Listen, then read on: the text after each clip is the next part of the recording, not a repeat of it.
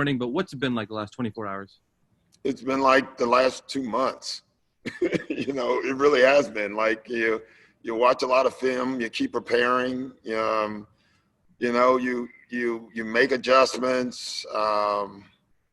Some days the guys are very tired, and some days they're very fresh in practice. You know, yesterday was good. I think it helped having a 1 o'clock game because you had a lot of time in between those. We had a team dinner the other night, which was great. It was scheduled either way.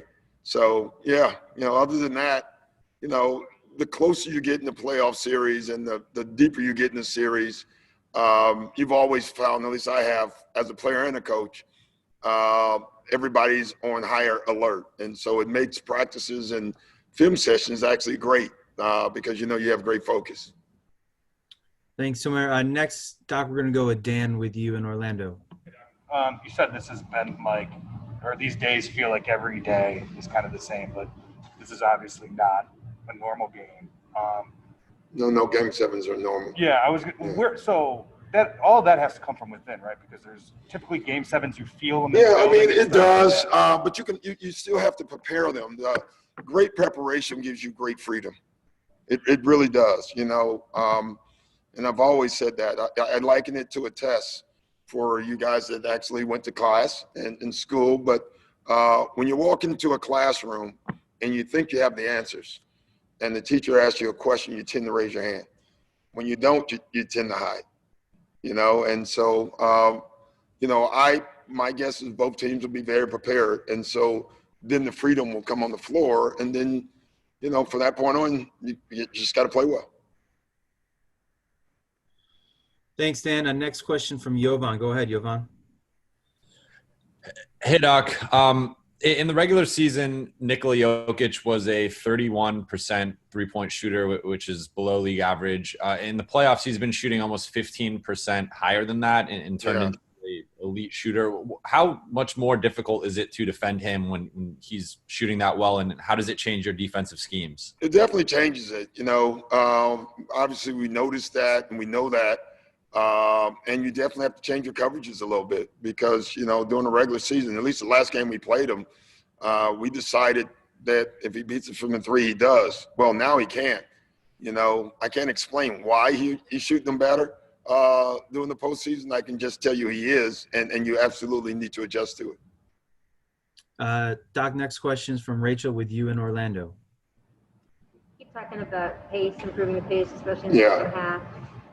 How can they actually execute that? What are some things they can do? You know, we just got to keep doing it, Rachel. We've proven we can do it. In all the wins, we've done it. In all the first halves, we've done it.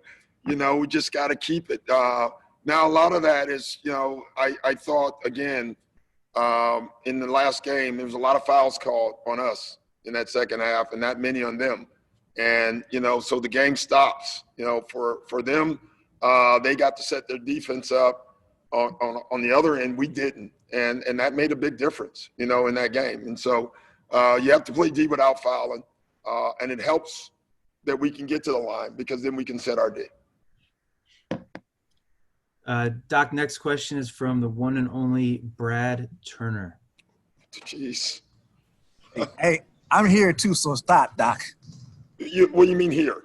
I'm in the building. You can't see me. I can see you.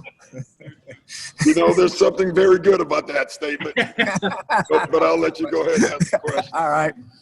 When you've coached in game sevens before, yeah, what have you looked for before you made a substitution, and what will you look for in this game to look at your guys? Well, you'll look for execution because if you're executing stuff defensively and offensively, it tells you that they're in a clear space mentally.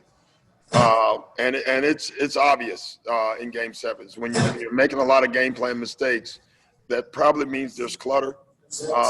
And so from a coaching perspective, you try to unclutter it or get them out of it because you're not winning with it. So that's what you tend to look for. You don't worry about make misses, like, you know, that you can see, we can all see. And if it's your key guys that are not making it, you want them to keep taking it, you know. It's as simple as that. Next question, Doc, will come from Kyle with you in Orlando. Doc, you mentioned the team dinner, which I guess was already scheduled, and obviously for any Game 7, there's a lot of tension. Do you see your role as to wind that back for your guys, or is it good and healthy for those guys to kind of sit in that? That's always a tough call with each team, with each individual. I've always thought the tighter the games get, it becomes more of an individual basis. Some guys you talk to more, some guys you stay away from, because they've heard too much talk. And, I'm sure we as coaches get that right and wrong. But you do. The whole thing is just try to get your guys to be as free as they can be in these type of games. Next one from Miriam.